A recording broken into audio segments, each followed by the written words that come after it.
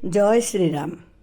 आज हूँ चैत्र शुक्लपक्ष नवमी बा रामनवमी भाव में आम पुरपल्ली आरंभ कर छोटू बड़ जाए समस्ते दिनटी को जानती। आज होती मर्यादा पुरुषोत्तम रामचंद्र जन्मदिन। नाना स्थान रे नाना प्रकार ये प्रभुंर पूजार्चना चली आज बोली नुहे जुग जुग धरी। एबे आम भारत में राम मंदिर निर्माण चहल पकई। ठीक से समय रे आम ओडिशार फतेगढ़ निर्माण होता राम मंदिरटी भी बेस सुनाम अर्जन करिछि। आ बहुत लोक ए मंदिर को देखा जाउछंती। आमे कहीं रामचंद्र को देखिने बा देखि पारिबा नाही बध्य। ये तो कौ जुगर कहानी तांको आमे कौन देखि पारंते कि? हाँ, बहु विज्ञ जो माने ध्यानस्थ होइकि हुए तो देखुथिबे, किंतु मु आम ई साधारण मनीष कथा कहूची। आमे जो माने एते भक्तिर सहित रामचंद्रंकर पूजार्चना करुचे, आमे प्रकृत रे राम को चिन्हिचे तो? आमे काहींकि तांको पूजा करुचे, तांकर कौन कौन सुगुण थिला सेई सबु आमे प्रथमे आलोचना करिबा उचित।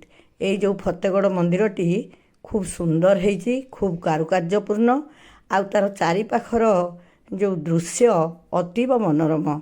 आपण भुवनेश्वर खोर्धा दे कलापथर जिबे, कलापथर खूब कम बाटर फतेगढ़ सेठिकी जातु, राम को दर्शन करतु, रामंक पई उपवास करी राम नवमी मध्य पालतु।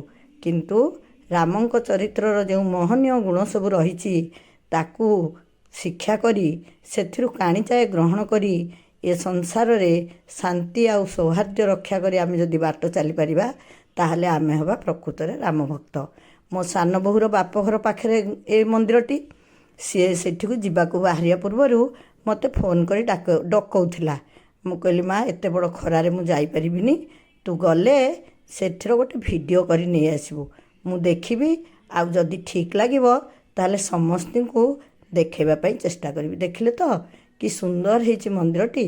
आपण माने जानतु, ए मंदिर को दर्शन करी प्राकृतिक शोभा आ प्रभुंकर दर्शन सहित आनंद नियंतु। आउ से मर्यादा पुरुषोत्तमकर सुगुणावली को निज जीवन को आनिबा पई चेष्टा करंतु, जो कि सबु किछि मंगल।